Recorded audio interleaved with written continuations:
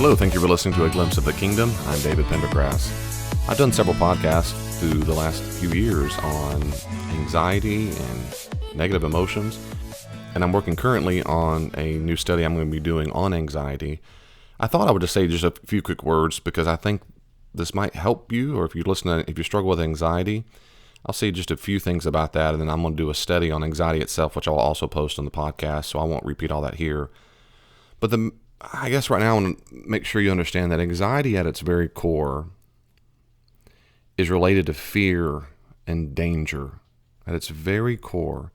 So if you think about what anxiety is, every time you feel anxious about something, every time you feel a little scared, nervous, maybe you're sweaty, your heart races, and so forth, it's related to danger because our brain is designed to look for danger. Our brain is designed to survive automatically.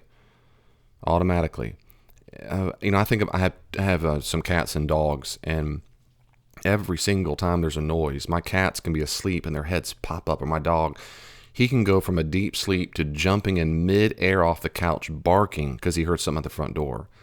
Like his radar of danger is just always on.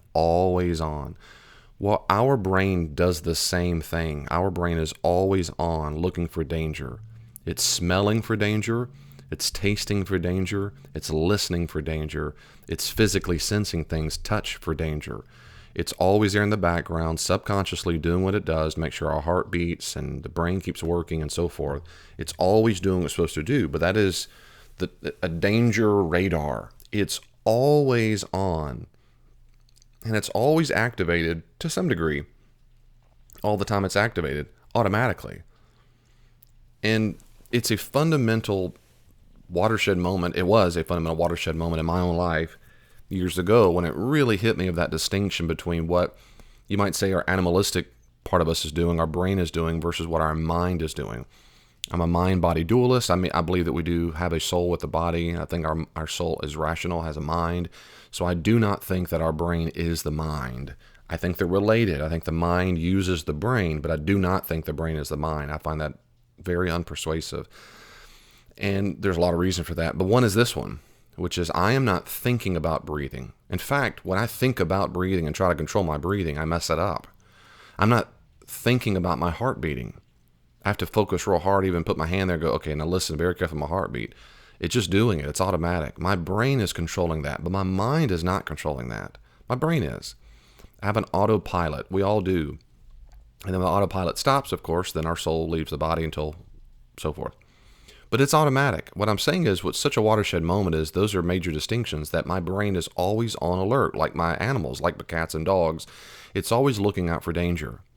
And every single time one of my senses, smelling, hearing, seeing, feeling, tasting, whenever something seems safe and good, it releases feel-good chemicals. We call them feel-good chemicals. Endorphins and dopamine and so forth. They're like, it feels good. Okay, that's safe. But when something's not safe, it's dangerous, releases feel-bad chemicals. Well, the feel-bad chemicals are what we call anxiety. So anxiety by default is when our danger radar has gone off.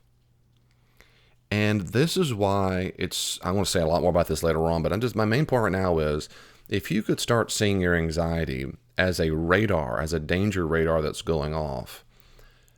Anxiety is not danger itself. It's the radar going off.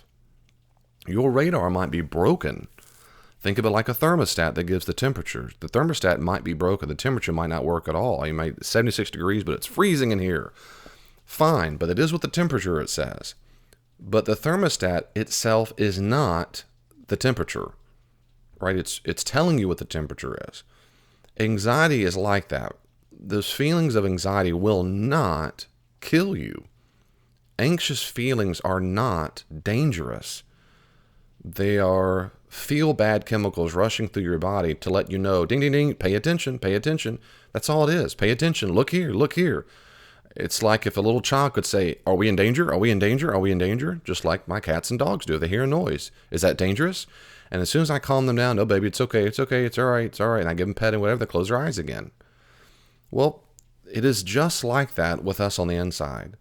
The problem is, and this is another second major watershed, big breakthrough for me years ago when I was doing my own therapy work, is that when you realize that's what's going on, the second thing here is very true, which is this. When you become afraid of the feelings of anxiety, that's when you're stuck. That's where phobias come from. That's where panic and anxiety disorders come from. You don't get scared of the event or the object. You're scared of the feelings associated with that event or object. It's just the way it is. It's just, I can see a spider and not get creeped out at all. Someone with arachnophobia sees it and freaks out, screaming, hollering, let's kill it or run away. I might see a mouse going across the floor and I'm not scared at all. Someone else sees it. The same object is seen, but because you have anxious feelings associated with that, and you have anxious feelings based on the beliefs you have, and that's another third thing in a second, that's what causes these feelings. But the anxiety itself is not the danger. It's just a warning signal. And that's why it's so important for us not to get scared of feelings. You don't want to get scared of anxiety. But most people are afraid of anxiety. I do a lot of counseling with people, and most people are terrified of feeling that way. I want to feel calm. What's your goal? I want to feel calm. I want to feel peaceful. I want to feel happy. I want to feel joyful. And I always go, well, great. I mean, me too. Do you mean you want to feel that way all the time? And they go, well, yeah. And I go, okay, well, then you've already failed. I mean, you're sabotaging. There's no way you're going to feel happy and joyful and peaceful all the time. Not even most of the time. You cannot do that. You cannot achieve that. You cannot do it because the brain is on. You are alive and your brain is always a radar. It will always be looking for danger. And the danger sign of the what is that, is going to be the feeling of anxiety, the chemicals that are produced. And when people do avoid anxiety at all cost, and they know they cannot turn their anxious brain off to a degree, no, they can't, then what they do is try to numb that radar. They try to get the radar to be less sensitive. It's still a radar, it's still on, but they try to make it not so sensitive. And they do that by getting high, by doing drugs, by drinking alcohol, by having sex, by getting tattoos, by cutting themselves. They do things to produce a lot of endorphins, particularly if it's a long period of time. Again, the radar is still there. People can still get anxious and terrified when they're really high, but it really makes the radar less sensitive. But the key is, again, you're not turning off the radar because you are still alive. Your brain still works. The key is learning how to fully welcome anxiety and stop fighting it. To see anxiety as a friend, as a radar that's trying to help you. Your brain just wants to stay alive. So welcome the radar. The key is not being afraid of it. The key is not being afraid of it. And the third major thing I'm saying, and that is developing proper beliefs so that your radar learns that is not anything to be afraid of.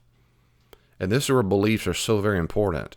If you believe that rat's going to jump in your face and bite your nose, well, you're going to be terrified. Well, if you don't believe that, then you're not going to be terrified.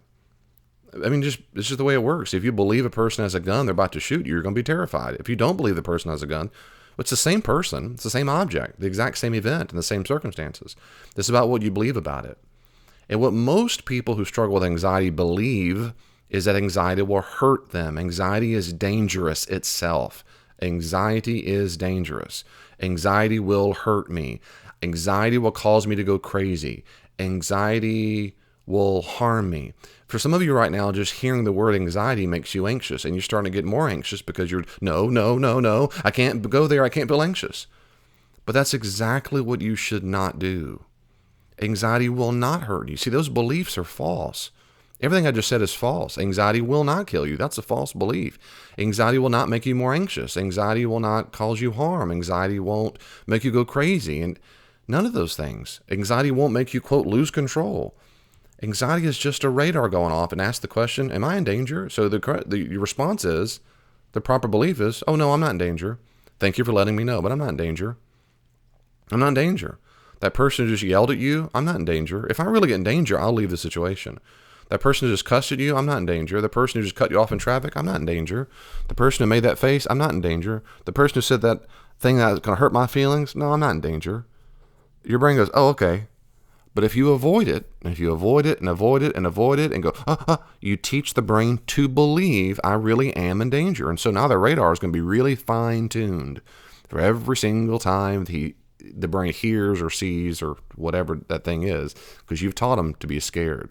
You've taught them it's danger. Well, those are my three major things I'm saying now the one is anxiety is related to danger and fear. Two is almost everybody is afraid of anxiety, and you have no reason to be afraid of anxiety. You don't want to try to avoid it. You don't want to try to get away from it. You don't ever want to drug it up and diminish the sensor. Let the radar go. That's very good. You want that. And the third thing is, of course, you want to make sure you have true beliefs. True beliefs, like I'm not in danger. That's all this is. It's my radar going off, but I'm okay. So with deep breaths and other mechanisms, which I'll talk about later on, and I've talked about in other podcasts, you can help your brain calm down. Deep breaths, saying I'm safe, I'm not in danger, it's okay to be happy, I'm not in danger, I'm completely safe. Thank you for trying to keep me safe, radar, but that's all it is. Everything's okay. That's all it is. Now that takes practice, but these are fundamental life-saving, not really, but metaphorically, life-saving tips that will help you if you struggle with anxiety, and I hope you will put them into practice. If you have more questions or comments about that, let me know on Twitter, email, or my Facebook account. God bless you. See you next time. Well, the conversation isn't finished. You can always reach out to me on social media. Are you on Facebook? I am too. At Glimpse of the Kingdom. Glimpse of the Kingdom on Facebook. Be sure to like it and you can see updates there. Also, if you're on Twitter, check me out at Dr. D. Pendergrass, at Dr. D. Pendergrass, or at Glimpse the King, at Glimpse the King. And I try my best to respond to comments and questions on there as quickly as I can. If you want more, there are many more resources on the podcast and my blog. Go to my website, davidpendergrass.com, davidpendergrass.com, and you can see a full list of the podcast, and my blog is available for free. Are you active in a church right now? I'd be happy to come out to your church and do all kinds of classes and workshops there. Check out davidpendergrass.com, davidpendergrass.com for more information. And may God in His great grace give you even just a glimpse of His kingdom this week. See you next time.